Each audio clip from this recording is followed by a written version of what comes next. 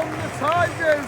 We just had Giovanni on the field, but now comes the 11 men that are hoping to put a couple past Southampton and shore that defence up. Making improvement on what we saw last weekend against Swansea City. There is only one change from that side that drew late with that 2-2 draw against Swansea City.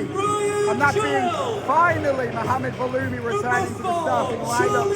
David Akintola dropped to the bench and the rest of the lineup remains the same. Of course, Vander, Coyle, Hughes, Egan, Giles, Amir Hadzametrovic, John Lundstram, Joe Gelhardt, as I said, Mohamed Baloumi, the man just there being announced. Out on the other side, it is Kyle Joseph, and up top, the main man, David Ollie McBurney. Joe Gelhardt looks to kick the Tigers underway as they face off against Southampton here at the MKM Stadium. Very strange start to the game. The referee was waiting for 3 o'clock and then a foul straight as the kickoff happened.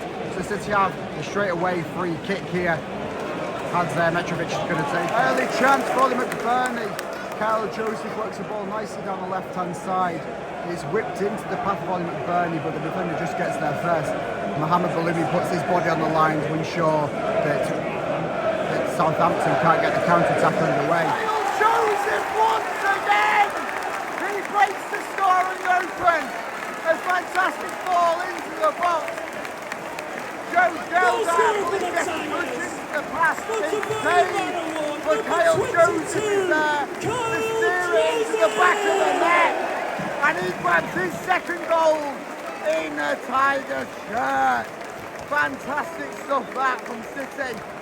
Only one real other chance so far in this first half for City, and that coming through Mohamed Baloumi running like hell down the right hand side. This time it's the man over on the left who brings the first goal in this one. Results as he leads 1-0. Some good attacking football from City in the past couple of minutes. The free kick won by Ollie McBurney was sent into the box. A little bit of pinball football. Had Hull City a few chances there, and then just to finish off that bit of play, Joe Gelhardt sent one from outside the box over the crossbar. This is not a sight we like to see. Mohamed Baloumi down. Hopefully it is just cramp as what the leg suggests. But in his first full start after coming back from his ACL injury which put him out last season, this is not what we like to see. Presumably they'll go for a precautionary matter and take him off no matter what is up here, but he's down. There's a grimace on his face and he's running quite gingerly for a little bit. Hope it is not as severe as it could possibly be. Jeez, oh jeez. Mohamed Baloumi is back to his feet. He's walking off the field at least. And it looks like it might have just been a case of cramp or something just niggling at the pain. So presumably it won't be too severe. Of course, we'll get him to state as soon as we know what has happened. Good half of football there from City, who come into the break leading 1-0. Of course, a bit of a somber note with a possible re-injury by Mohamed Baloumi, who you can just see there getting help towards the back. He is on his own feet and walking off his own full strength pretty much. So hopefully it's nothing too much to worry, and if at worst, it could be a couple of weeks on the sidelines.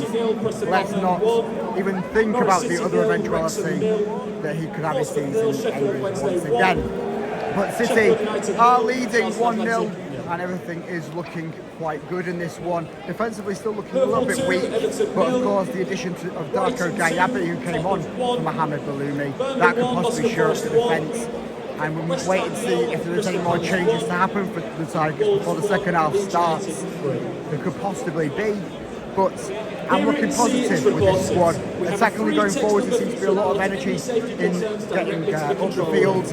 It's more the defensive attributes, which could possibly do with a bit of help. Ollie McBurney did a very good job towards the end of that first half to help shore up the defensive duties. And let's hope that that can progress on through the second half, as you can see out this one, and grab themselves their first win in just over a month. And Southampton will get us underway in this second half. Hull City have been forced to go in a bit more defensive in this second half, 10 minutes in. They've had about a probably count one or two chances, if you want to call it that, going forwards. Pretty much all led through Ollie McBurney, but it's been a whole defensive effort for the entire team so far in this second half. It's been a bit sparse at times, but it's still 1-0 Tigers. And it's in the back of the net. It's John Lundstram for the Tigers. What a fantastic piece of play there from City. The ball won off an errant pass from Southampton. It's then spread over from Gilbert to Louis Coyle, who plays over to Ollie McBurney, who just lays it down for his former Sheffield United teammate, John Lundstram, as he grabs his first goal for the Tigers. And a 2-0 lead at the MKM Stadium is what the Dogs had ordered, as two substitutes looking ready to come on the field. And Hull City can look for the final 30 minutes as Kyle Joseph dragging chairs on the fans.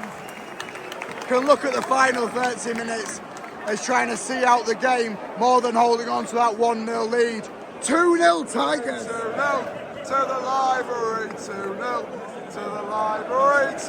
Joe Gilbert receives a war man as he leaves the field, being replaced by David Akintola. Regan Slater will also come on to replace Amir Hadzanetrovic, who finishes his full debut at the MKM Stadium in his second appearance for the Tigers. And Regan Slater, hopefully he can make the impact that we saw him make off the bench last week against Swansea City.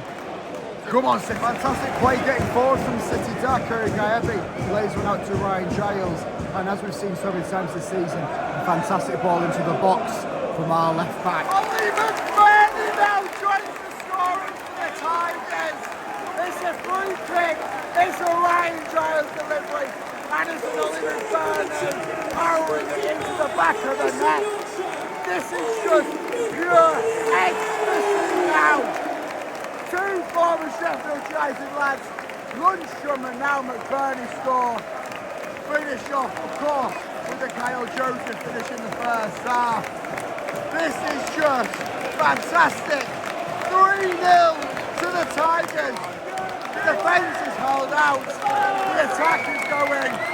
And every Hull City fan here in the MKM Stadium, yes, it's a drizzly afternoon, but the Tigers are putting on a show. Come on, you all. Oh, Ollie McBurney. More by the Tigers. You're getting more by the Tigers. More by the Tigers. You're getting more by the Tigers. More by the Tigers. You're getting more by the Tigers. Love to see. Ryan Giles takes one himself from outside of the box, just pulls it wide of the right-hand post. City looking absolutely luxurious at the moment. There's possibly a couple of substitutions happening for the Tigers. We'll be looking at some of the players that are on yellow cards currently for the Tigers, like Lundstram, and there possibly could be changes lined up, but City winning 3-0. Cloud 9 is secure. Darko Gaebi tries to take one himself, getting the ball halfway through Southampton's half, and then dribbling all the way into the box, shoots, and it deflects and goes out for a corner. Come on, City. Make it 4.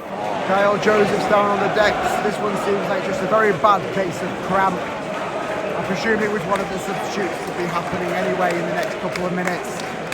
But it seems like that's almost certain now. As Kyle Joseph is being helped off the field, John Lundstram's going to make way for Ennis Destan. He'll get a standing ovation as he gets his first goal in a Tigers shirt today. Ennis Destan is going to come on as well for his home debut.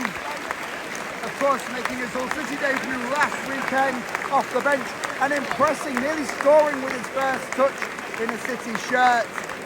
Also, Casey Palmer's going to come on the field and he will replace. He won't replace number 9, Ollie McBurney.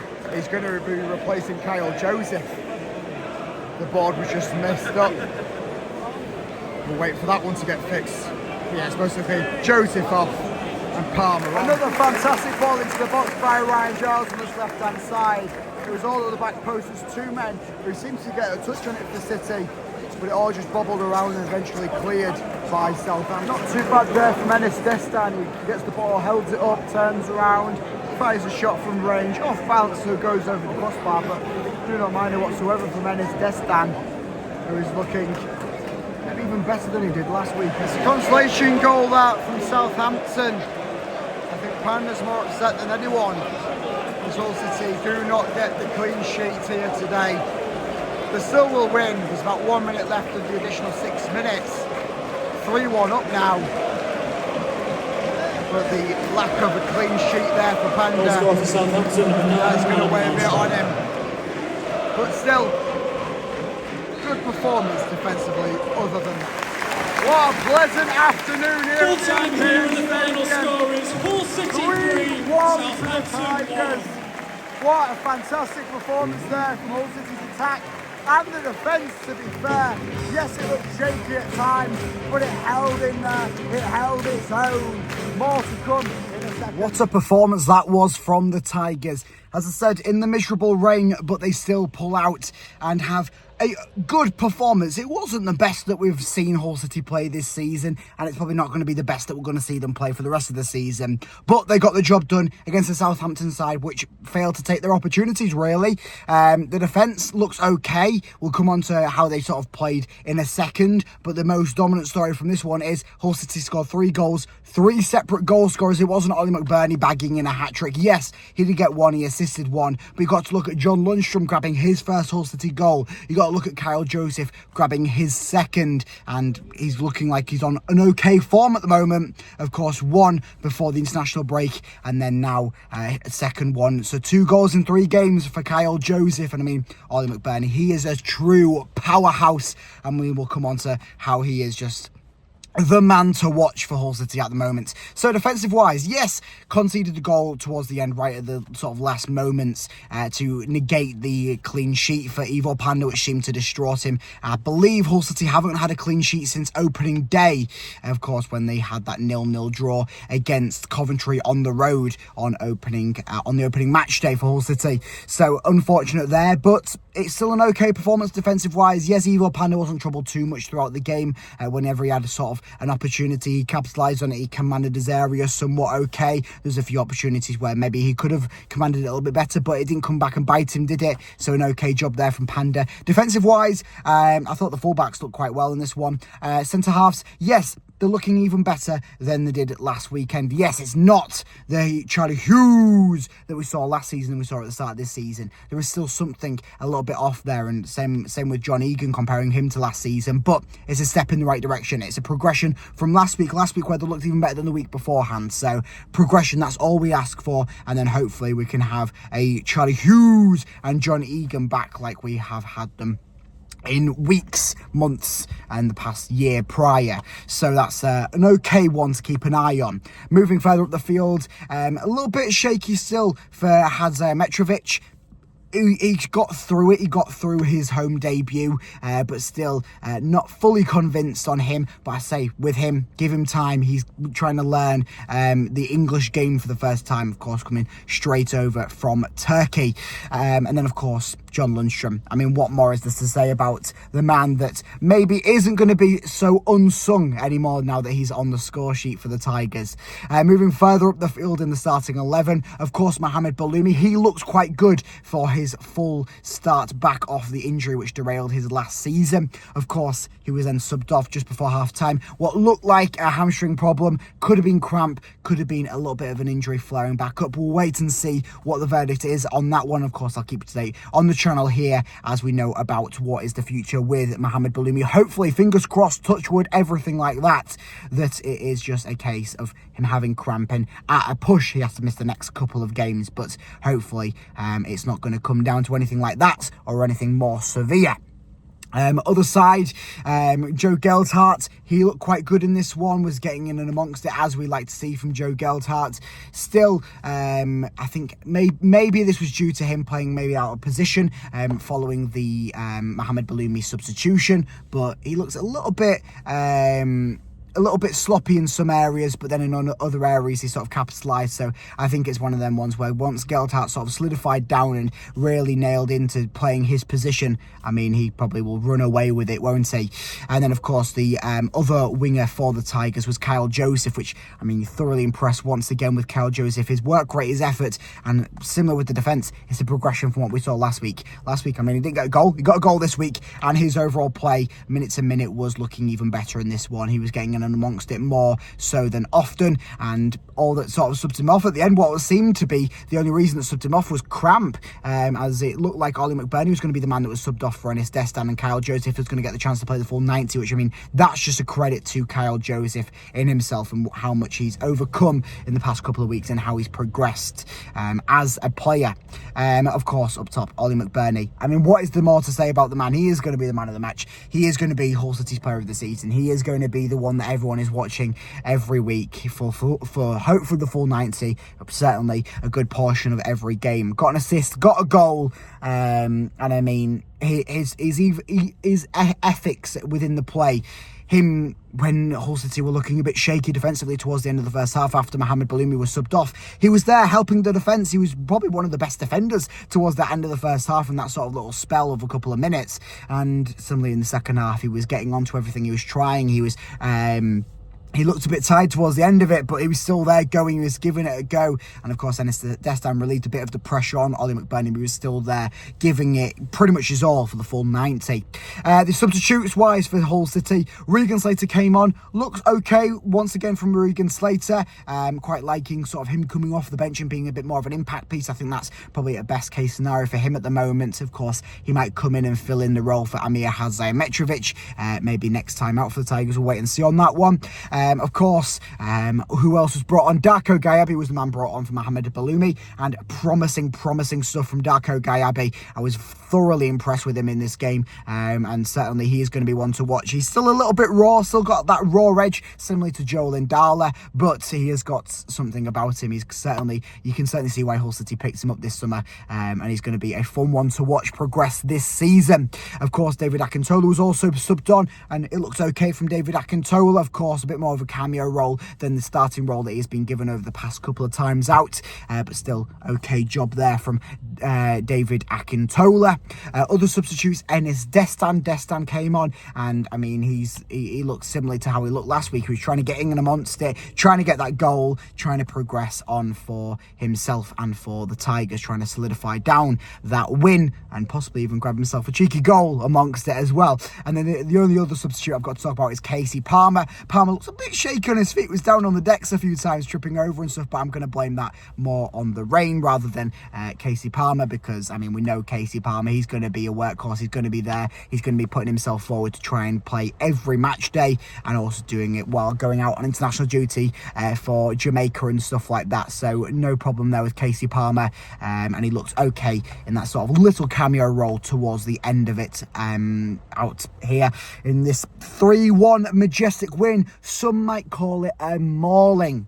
The Tigers delivered down onto Southampton. Of course, table means nothing, but Hull City have projected themselves back up the table and now in 13th. And we look to go ahead again next weekend on the road at Watford. So stay tuned on the channel by liking and subscribing to keep up to date with everything Hull City. That's all your predictions, news, and all of the vlogs and reactions that you have seen here today. So I'll see you in the next video. Up the Tigers.